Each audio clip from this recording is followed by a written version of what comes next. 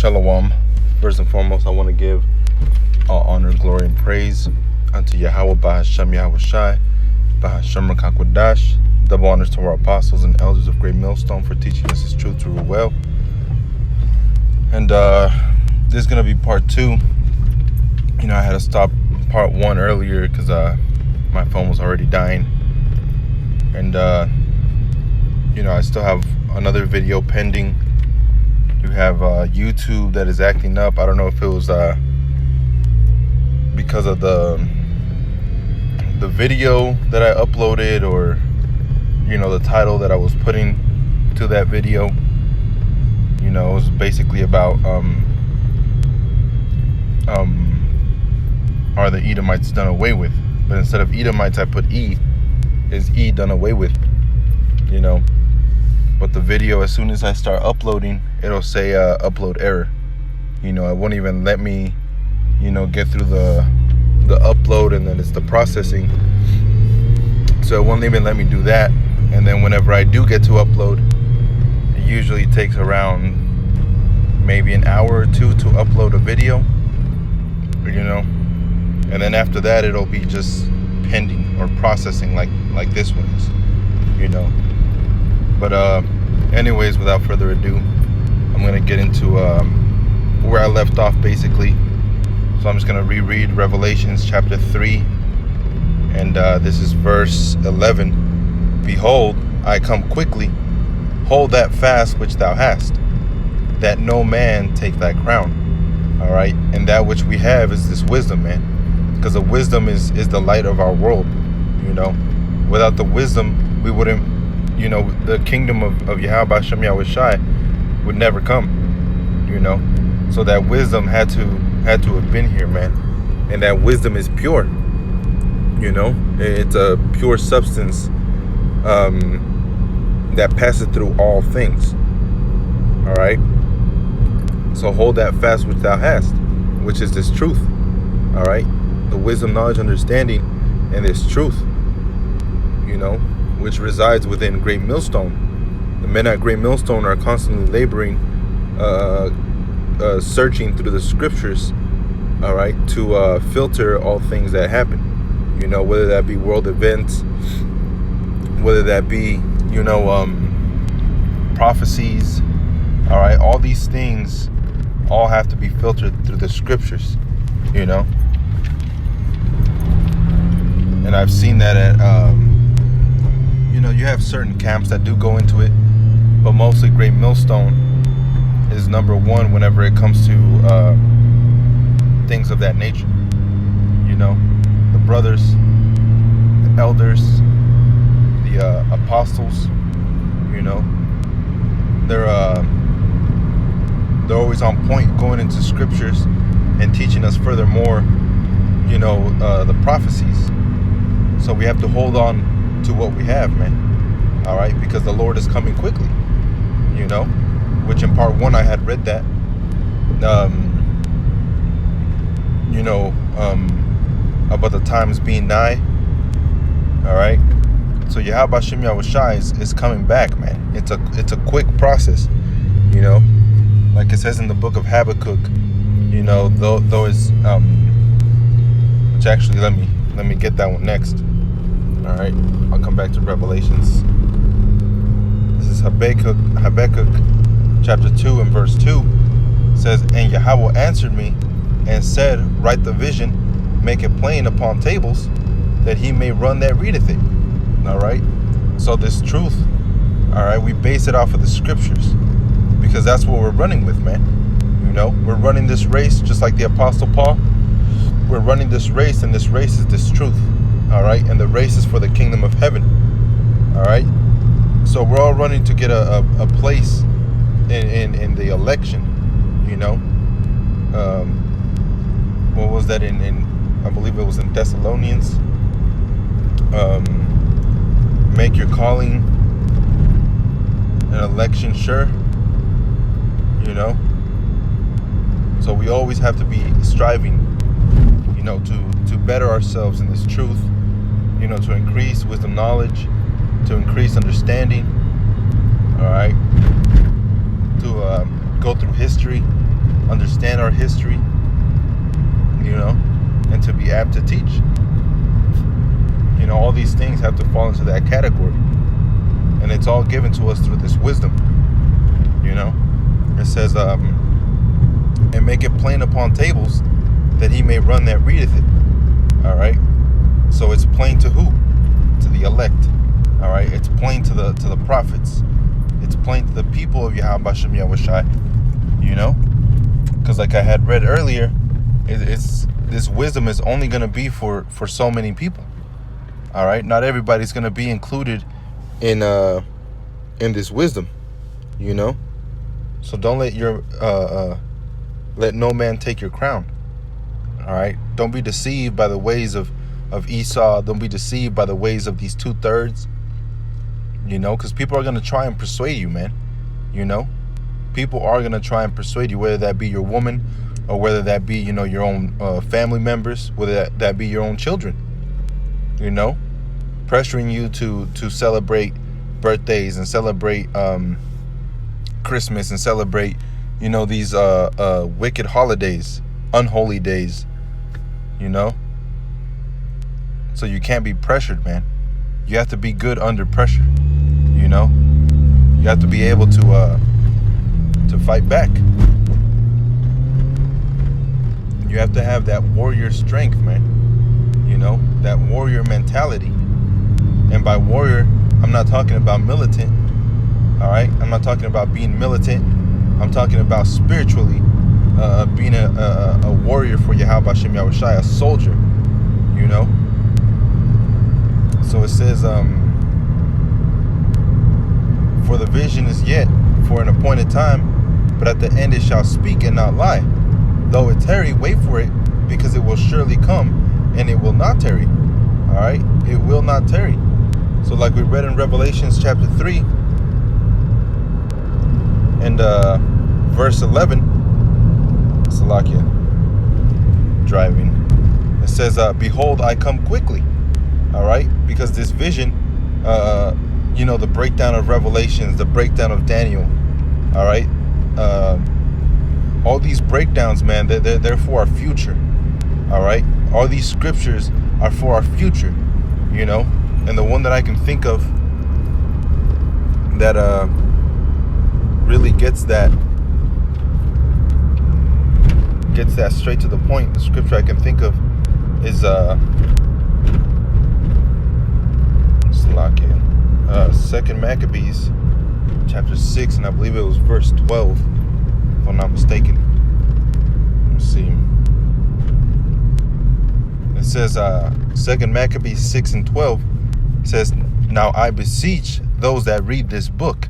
All right, and this book is talking about the whole book, you know, just like in Revelations, when Revelations chapter 10 and verse or 11 and 10 or 10 and 10, when John had to eat that little book, the Apostle John, when he had to read that, eat that little book, it was talking about the whole roll, man. It's talking about the scriptures, the whole thing, you know, the whole enchilada. It's not just telling you to just, all right, Obadiah chapter 1 and, you know, Isaiah 47. That's it. That's all you know. You know, it's talking about prophetic things. It's talking about, you know, future events. It's talking about all these things that are to come. All right. So now I beseech those that read this book that they be not discouraged of these calamities. All right. And there's calamities that happen and there's calamities that will happen, you know. And people saying that the time of trouble for Jacob was slavery. It's not slavery, man. All right? Because there will never be a time like that time ever again, which is the time of trouble that I'm talking about, you know? And slavery already passed, and the kingdom of heaven is still not here, man, you know? So whether the scriptures are not true or it hasn't happened, you know?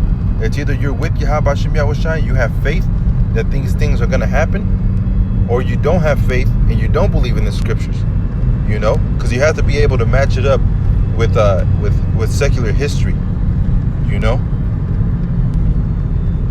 So these calamities that happen in this book and these calamities that this book talks about, the dark sayings that Proverbs chapter 1 talks about, all these things, they still haven't, some of them already passed. All right. Going into slavery, that was one of them. All right. Deuteronomy 28 talks about what would happen to us, and it's an indicator. All right. It's not necessarily just future prophecy, that the Israelites were, going to be in captivity only during slavery. It's happened multiple times. Some of them do only talk about future event, like he shall be the head and thou shalt be the tail. All right. He shall loan to thee and thou shalt not loan to him. Those type of deals. All right. That foreshadows that foreshadowed what happens right now. All right. He shall lend to thee is talking about Esau, Edom. All right. And we won't be able to lend to him. Why not? Because we're at the bottom of the bottom. He's the head and we're the tail. So that does foreshadow future event, which is right now. All right. But some of those scriptures in Deuteronomy 28, these Christians want to go up against Hebrew Israelites. All right. Which is not a religion. All right. It's not a belief system. All right. It's our heritage.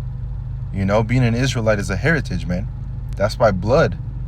All right. That's not by, some type of blood sacrifice that we had to do to be grafted in. It's given to Israel, man.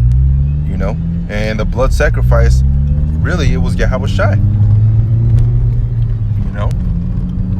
So, you have a lot of our people that are going off, man. You had this dude earlier when I made the first part, he replied to one of my messages that I sent him, and it wasn't even, it wasn't even anything like, no, you're off, you're wrong, or anything like that. But I clarified, he posted this picture, and it was a Jake, an Israelite, all right, so-called Negro, and this light-skinned woman, all right, almost pale, I believe, with like red lips, lipstick, and I wrote on it, and he had Deuteronomy chapter 7, and he only put verse 4 on there, So when I wrote on there, I was like, yo, the Deuteronomy chapter 7 is only talking about Hamites, all right? It's not talking about Edomites, you see?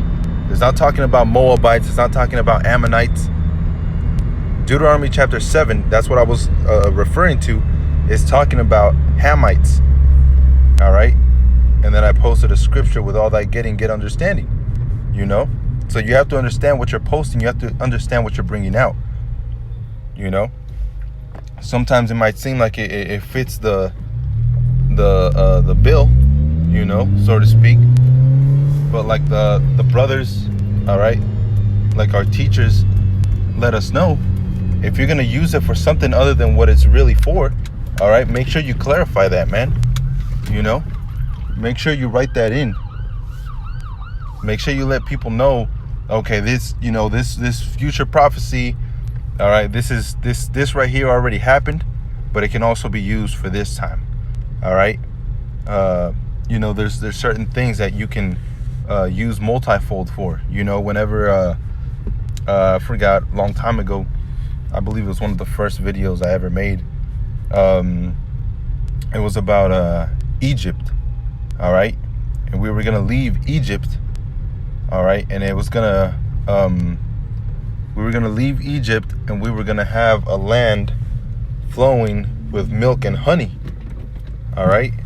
Now the way that I used it, I discussed with the brother about it and what plans I had for it, and he agreed, that I can use it as a multifold, but to clarify, all right, that it already happened, all right, and that's what it was. In that scripture, that Egypt that is talking about is talking about literal Egypt, Mitzrayim, all right. It's talking about literal Egypt leaving the land of Egypt and going into the land of Israel, that is today, all right. But back then it was flowing with milk and honey. And the similitude, the similitude that I used was leaving spiritual Egypt, which is Babylon the Great, which is America, and going to a land flowing with milk and honey, which milk and honey represents wisdom, knowledge, and understanding, the scriptures, you know. So a land flowing with scriptures. Why? Because we're going to be priests in that land, you know. So I was speaking of it in a spiritual sense. You know, what happened in the time of Moses is going to happen again, but it's going to be greater. All right, because when we go to Israel this time, we're going to stay on top, man. You know, and Lord willing, I'm part of that number, you know, but the men that do go to Israel, you know, as the elect, Israel is going to stay on top from then on, you know. So going back to 2 Maccabees chapter 6 and verse 12, now I beseech those that read this book, that they be not discouraged for these calamities, you know. So because you know there's going to be destruction, because you know there's a pre-election, you shouldn't be discouraged, man. That automatically boots you out of the election, out of the race, you know. It's like whenever they set up a race, you know, across the school or across the yard, across the country, whatever, you know, the cross country, and they tell you only those that are 6 foot are actually going to end up winning this race, you know.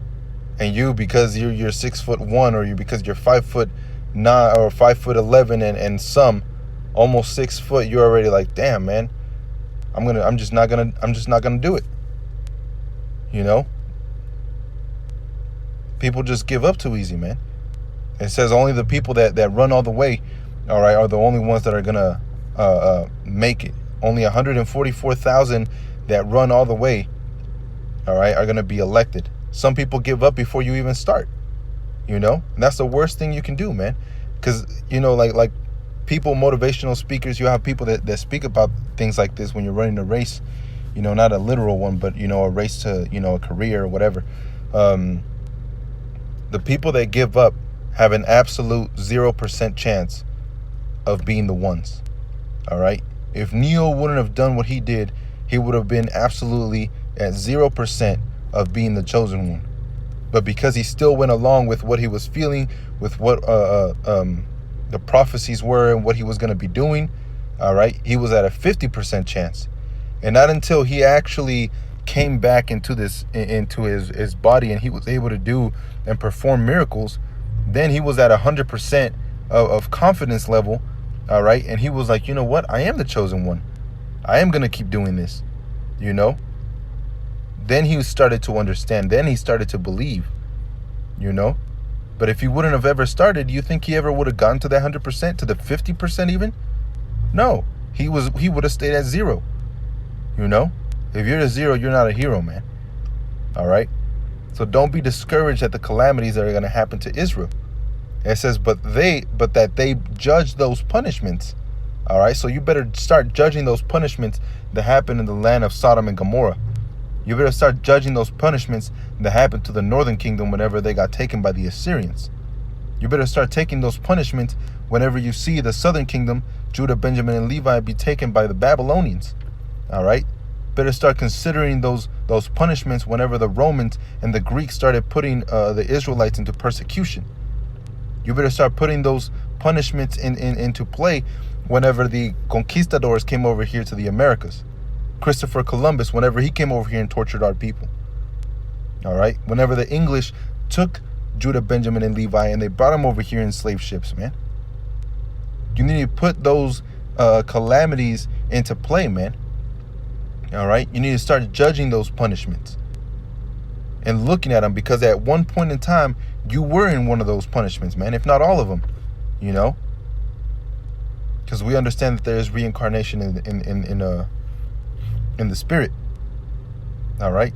So you must understand that throughout all these times, that punishment that was played out throughout the book of Judges, the book of from Genesis all the way onto Revelations, there's punishments and judgments that are going to be coming to this earth and that already came to this earth.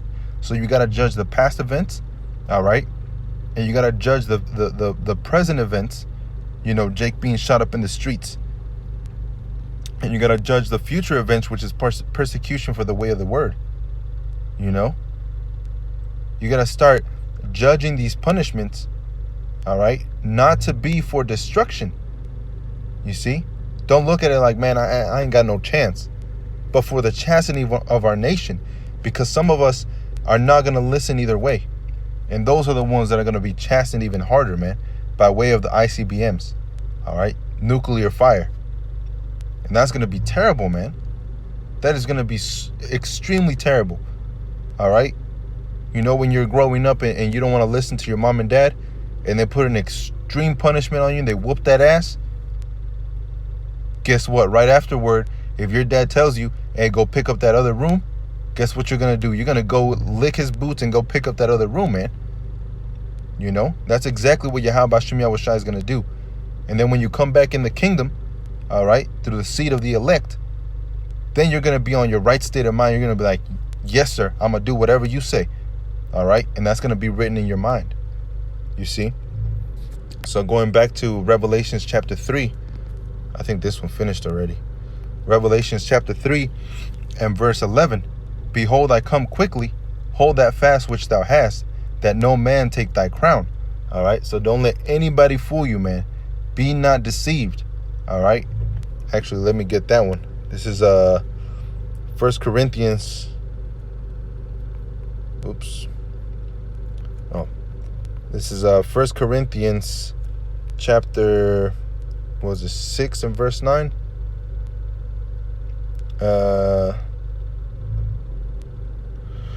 Yeah. This is 1 Corinthians 6 and 9. Know ye not that the unrighteous shall not inherit the kingdom of the Most High? All right. And what is unrighteous? Iniquity, sin. That is unrighteousness, man. You know? It says, be not deceived, neither fornicators, nor adulterers, nor effeminate, nor abusers of themselves with mankind, nor thieves, nor covetous, nor drunkards, nor revilers, nor extortioners shall inherit the kingdom of the Most High. All right? So through the wisdom, knowledge, understanding that we're gaining, all right, through the law, statutes, and commandments, through the faith that we have in Yahweh Hashem Yahushua, we're learning as we're going, man. We're learning to keep the Sabbaths, all right? We're learning to keep the Passovers. You see? We're learning the way of the Spirit, how we ought to operate. You know? We're learning all these things, man. So by way of that wisdom, we've grown in this truth, you know? So hold fast that which thou hast, that no man take thy crown. All right? Don't let anybody take this crown of light, this crown of glory, man. You know? This armor of light. You know? This armor of light is the only thing that we have, man.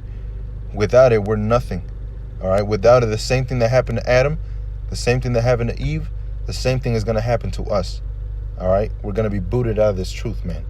Just like Adam and Eve were booted out of the Garden of Eden. All right? Which is paradise. And this truth is paradise, man. This truth has a lot of fruit. All right? That's a paradise. When you go into a place that has a lot of fruit and a lot of meat, that's paradise. All right? When it has overflowing water of abundance, abundant of fresh water, that's a paradise. You know? When there's a bunch of light and a bunch of beauty, that's a paradise. And that's what this word is, man. This word is our light. All right? Wisdom is our light, man. You know? It says, him that overcometh will I make a pillar in the temple of my power, and he shall go no more out. And I will write upon him the name of my power, and the name of the city of my power, which is New Jerusalem, which cometh down out of heaven from my power, and I will write upon him my new name. Now this is Yahushua speaking. All right? This is Yahushua speaking. So if the Most High and Yahushua were the same entity, all right, why else would Yahushua say, my power, my God, my God? Whenever he was on the cross and he died and he said, Allah ya, all right, why would he say that? You know? What was I going to get? Oh, Wisdom of Solomon, chapter 7. I'm going to start off at verse 20. I'm going to start off at verse 24. For wisdom is more moving than any motion. She passeth and goeth through all things by reason of her pureness. For she is the breath of the power of the Most High. Salakia, give me a second.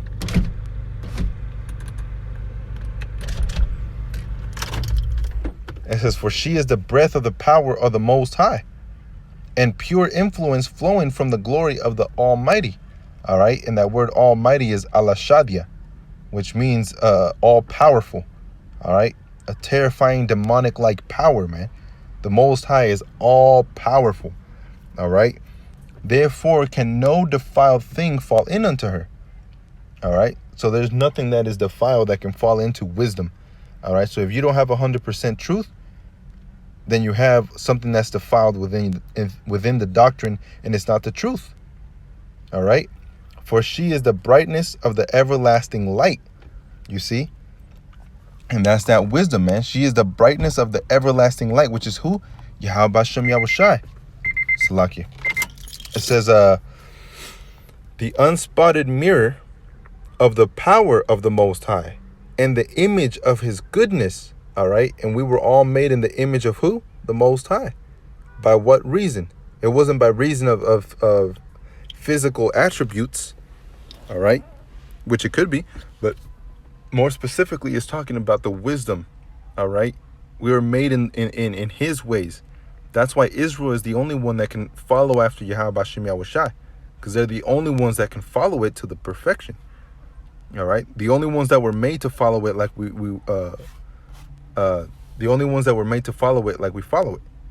You know, it says, let me see, therefore can no undefiled thing, verse 26, for she is the brightness of the everlasting light, the unspotted mirror of the power of the Most High, and the image of his goodness.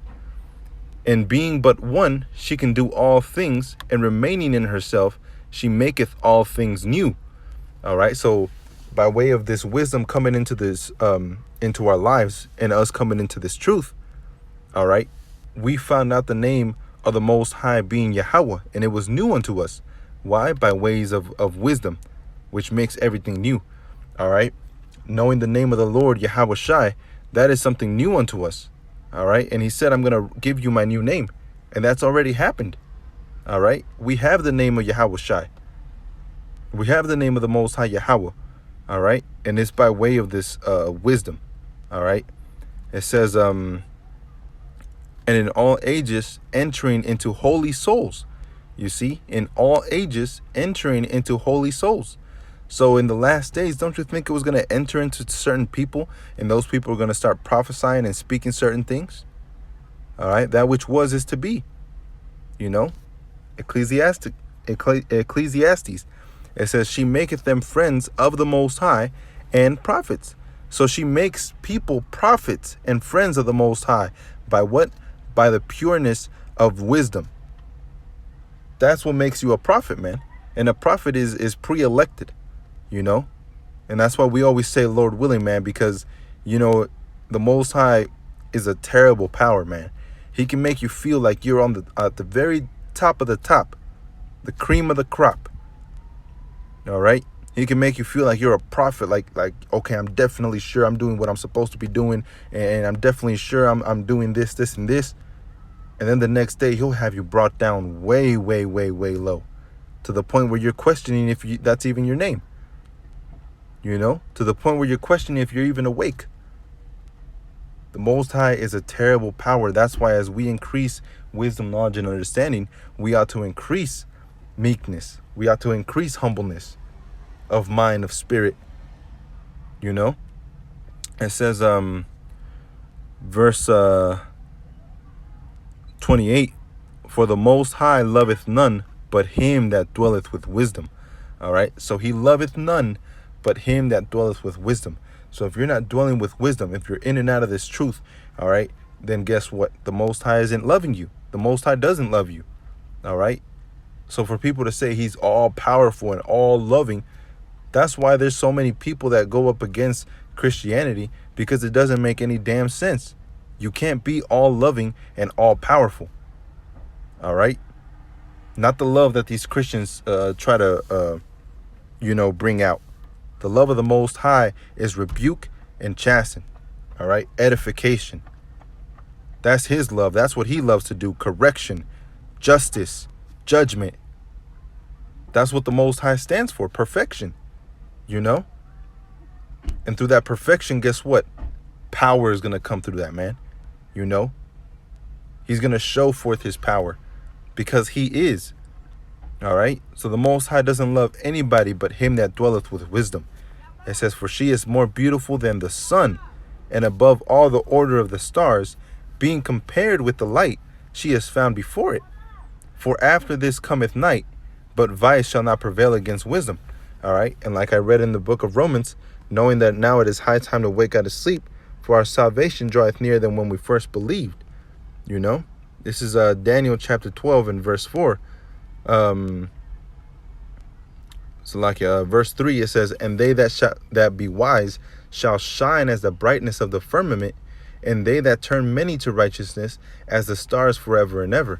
And like I said in part 1, you know, you're going to have people that are going to be flipping that talent. And those people that don't flip that talent, all right, are the ones that are going to be found wicked.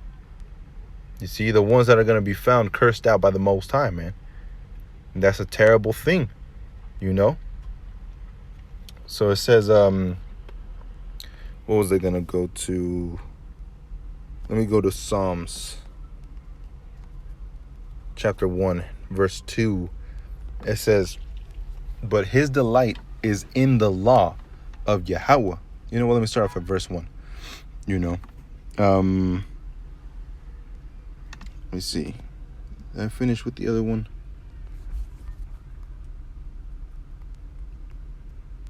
Sirach, where is it? Chapter 6.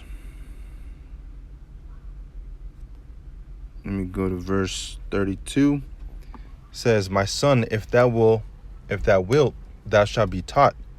And if thou wilt apply thy mind, thou shalt be prudent. All right. Let's look up that word prudent.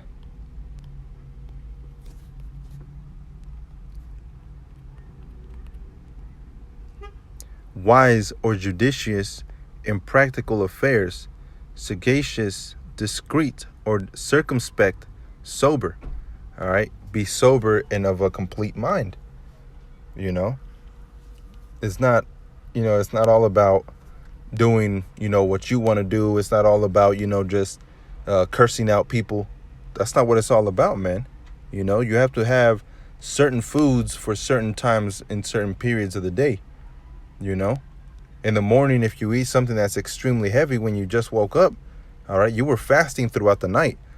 If you wake up and the first thing you do is start stuffing your face with a meal, with a lunch, you're going to end up hurting your stomach. You ease your way in to a little bit of food, and then maybe halfway through the day or at night, you might eat a little bit more. And 2 hours before you go to sleep,